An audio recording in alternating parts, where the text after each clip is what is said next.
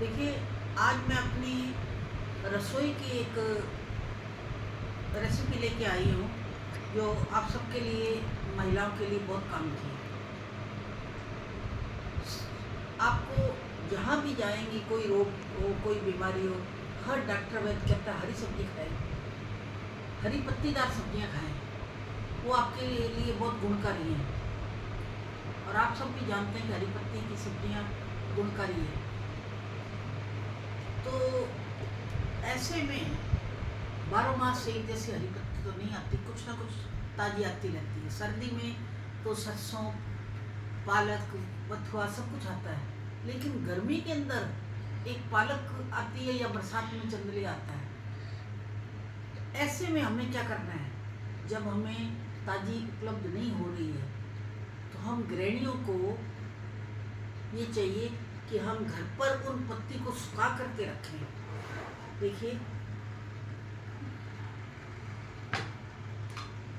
मैंने ये सूखा पुदीना रखा हुआ है इस डिब्बे में, जिसमें मैंने पुदीने को ला के धो के एक एक पत्ती तोड़ी, उसको छाया में सुखाई।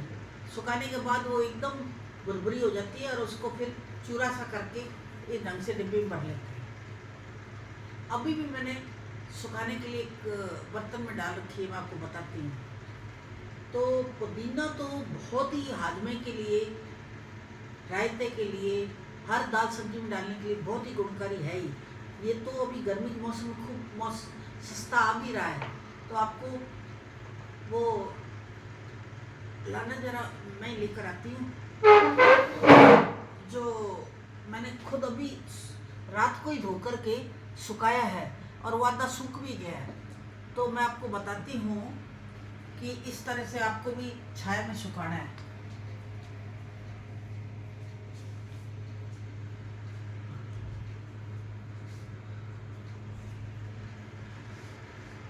ये देखिए, मैंने रात को हरे हरे पत्ते तोड़ वही सुखाए थे और वो इकट्ठे होकर के देखिए सूख गए, काफ़ी सूख गए हैं।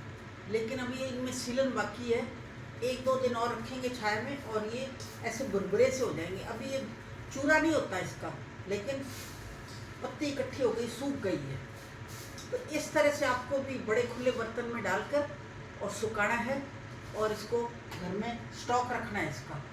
मैं तो 12 मास मेरे पास पुदीना पड़ा रहता है सूखा।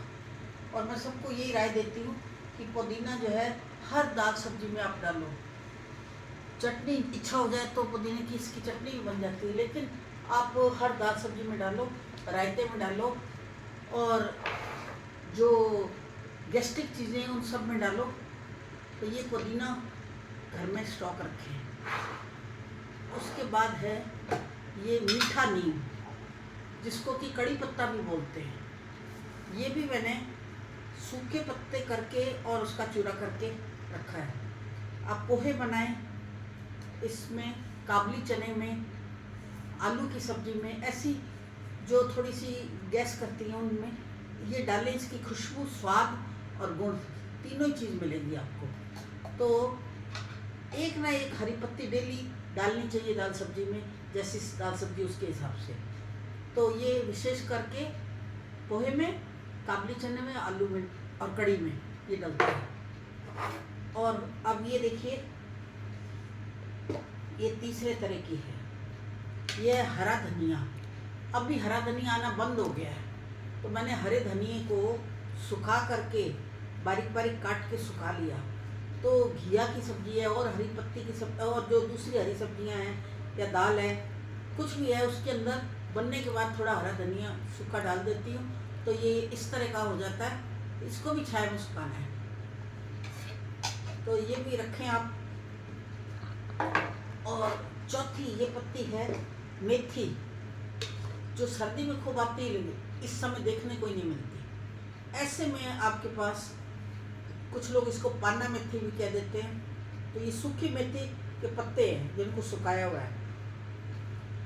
इसको दाल सब्जी बनने के बाद ऊपर भोर के और डाल दो, खुशबू, स्वाद क्या गजब का आता है कि नहीं इच्छा होते भी खाने की इच्छा हो जाती है। तो इस प्रकार मैं तो आपको ये कहूँगी कि चारों तरह की पत्तियाँ अपने घर में रखें और जिसमें जिसकी ज़रूरत है कोई ना कोई पत्ती इस बहाने आपके पेट में हरी पत्ती जाएगी। तो इस प्रकार ये ये रेसिपी भी आपको पसंद आई होगी और मेरा जहाँ तक ख्याल है आप रखते भी होंगे, और जो नहीं रखते हैं वो इसको मेरी बात को मान कर एक बार सुखा करके रखें तो आप खुद कहोगे कि बहुत ही अच्छा काम किया, ये तो अच्छा बताया। धन्यवाद।